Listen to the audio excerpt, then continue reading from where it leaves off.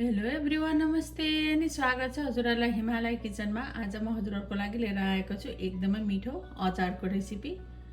अब यसको लागि मैले 2 ठुलो चम्चा तेललाई यहाँ तताउन राखिसकेको छु। तेल तातेपछि मैले यसमा राखेँ आधा सानो चम्चा मेथी,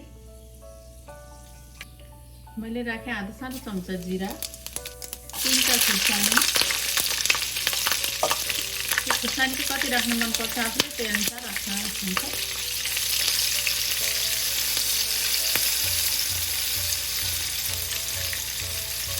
1/4 चम्चा बेसार, मैले 3टा ठुलो साइजको टमाटरलाई लिएर चाहिँ त्यसलाई राखेर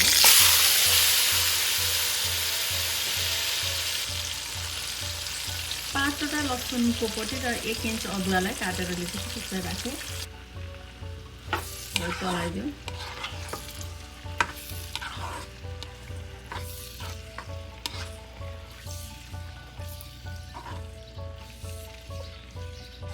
र मैले अहिले प्याज राखेको छैन, म प्याज यसमा पछिबाट राख्दैछु। अगाडि नै राखेर बनाउँदा पनि हुन्छ न त।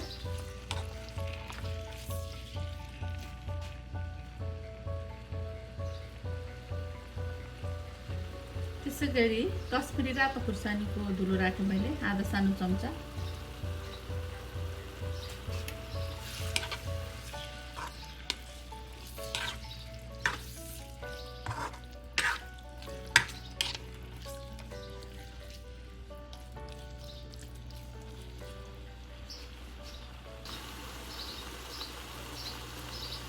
नुन राखेँ मैले आफ्नो स्वाद अनुसार। अब यसलाई छोपेर टमाटर राम्ररी गलुन्जेल पकाउनु पर्छ।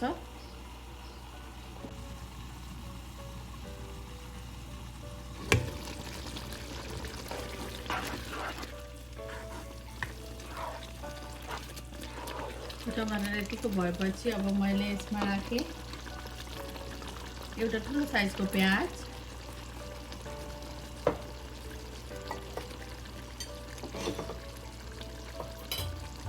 आधा कप जति हरियो केराउ, मैले फ्रेस केराउ लिएको छु। फ्रोजन पनि राख्न सक्नुहुन्छ हजुरहरूले।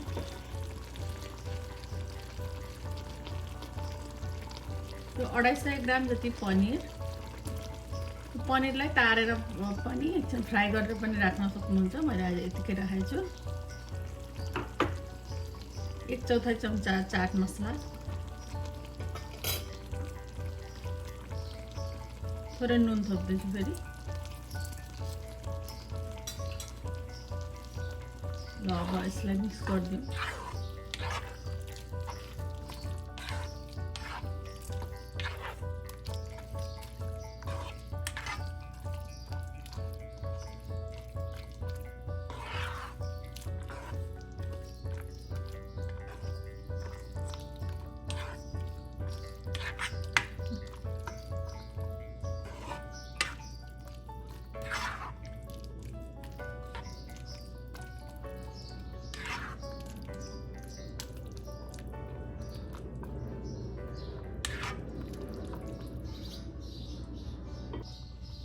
र थोरै हरियो धनियाँको पत्ताहरू राखेँ मैले। अब यसलाई मिक्स गरिदिउँ।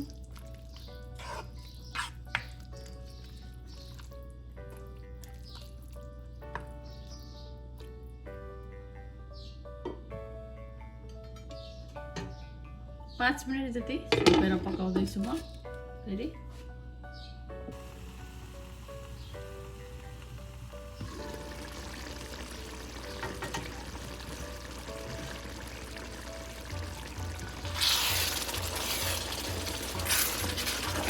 टमाटर पनिरको अचार चाहिँ रेडी हुनै लागेको छ। अब यसलाई यतिकै नछोपिकन 3-4 मिनट चाहिँ म पकाउँछु यसरी मिडियम हिटमा।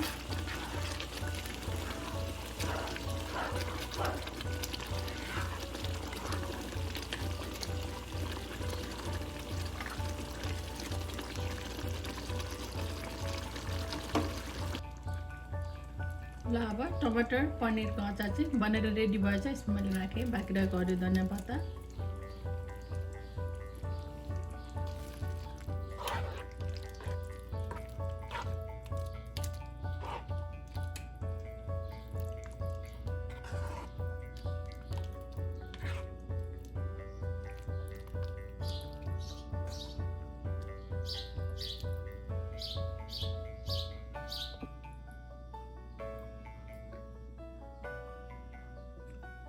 हेर्दै खाउँ लाग्ने भएको छ पनिर टमाटरको अचार। हजुरहरू पनि यसरी बनाएर खानालाई अवश्य पनि ट्राई गर्नुहोला। एकदम मिठो बन्छ, छिट्टै बन्छ, सजिलैसँग बन्छ। हस् त यो रेसिपी हजुरहरूलाई राम्रो लाग्यो भने हाम्रो भिडियोलाई लाइक कमेन्ट सेयर गरिदिनु होला। यस्तै रेसिपीहरूको लागि हाम्रो च्यानल सब्सक्राइब पनि गरिदिनु होला। फेरि पनि यस्तै रेसिपी लिएर आउने नै छु। हाम्रो भिडियो हेरिदिनु भएकोमा हजुरहरूलाई धेरै धेरै धन्यवाद।